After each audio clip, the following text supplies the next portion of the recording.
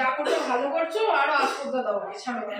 দেখো বলে যা করছো ভালো করছো, আরো আসপদা দাও ওকে, মাথায় তুলে রাখো।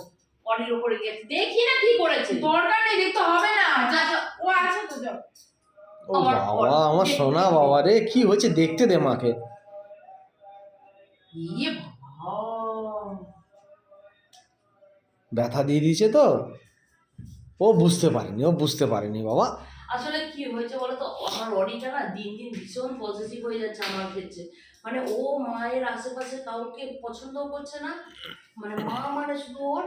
আর এখন দুধ দিতে এসছে, দুধের বোতলটা না, দুধ দুধ কাকা তো আর ওর মুখে দেয় না, ভয় পায়। আমি নিয়ে ওর মুখে দিই, ও রান্নাঘর অব্দি আমাকে দেয়। ছোট ছেলে মনে হয় দেয়নি, জোর করে নিতে গেছে ছোট ছেলের হাত। জোর করে নিতে না, দুধ ঢেলে বোতল দিয়েছে, আসছে আঙুলটা কামড়ে দিয়েছে ওপরে।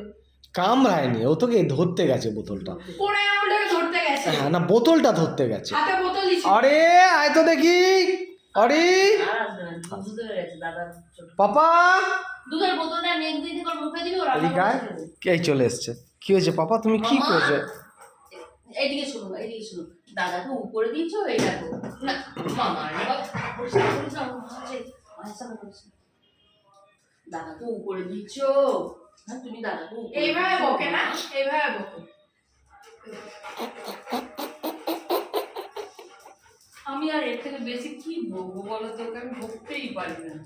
মামা শোনো, এটা আমাদের ব্যাপারে আজ অব্দি শুনলাম না। সত্যি জেনাস নেই বাবা। আচ্ছা ধরছি না। কেন ধরবে না কুত্তা? তোর আগে মা আমাকে জন্ম দিয়েছে। চলে এসো। রাগাস না।